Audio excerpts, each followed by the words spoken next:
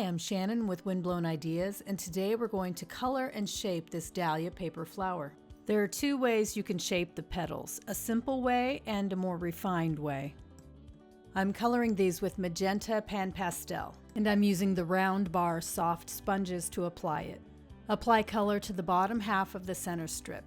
Do this on both sides of the strip. Using a wooden skewer or a paintbrush handle, bend over small sections on the center strip in each direction. Roll the strip up with a quilling tool. Add a tiny bit of glue after the first turn. Try to keep tension on the strip as you roll it up and add a little more glue at the very end.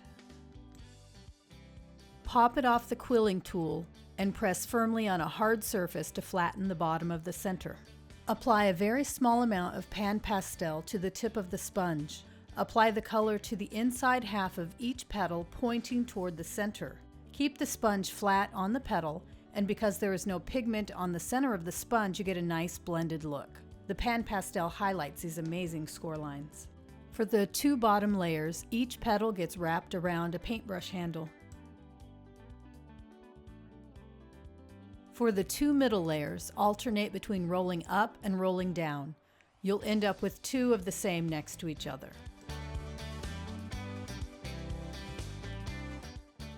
For the top layer, use a very small paintbrush to curl over the three smallest petals.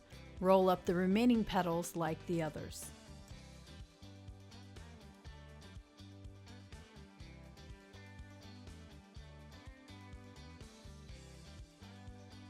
For the next step, you'll need something thin like a skewer, paintbrush handle, or round nose pliers. We want to gently round over the outer edge of the petal, and this gives us a more natural looking paper flower. You can skip this step if you want to make fast and easy flowers. Do this on all the petals that we rolled up. You don't need to do any more shaping on the petals that we rolled down in the first step. This is what they'll look like after you shape the ends of the petals.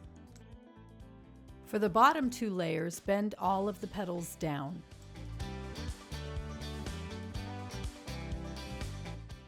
For the middle two layers, apply a small amount of pressure with a metal ball tool. For the top layer, use a smaller metal ball tool and draw each petal toward the center. Shape the sepals by pulling a handle across them to curl them downward. Now we can assemble the flower on a DIY paper flower tool. I'm going to attach this flower to a stiff wire, so I'll put down the sepals and add a small amount of glue around the wire in the middle. Add one of the bottom layers, apply pressure with tweezers, and we'll build our layers.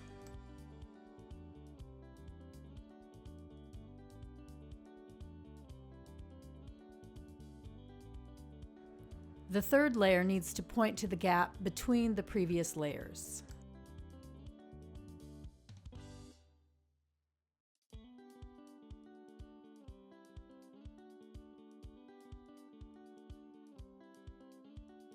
Give the glue time to set up before removing the flower.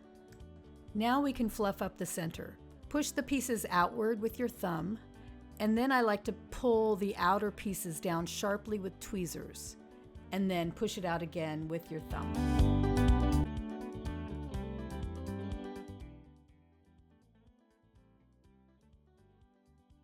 For the wire, I create a loop on the end with pliers and bend it over.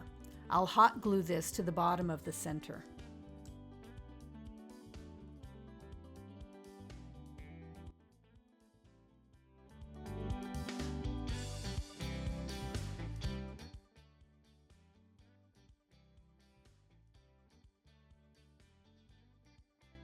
I glue the center in place with white glue because it's more reliable than hot glue.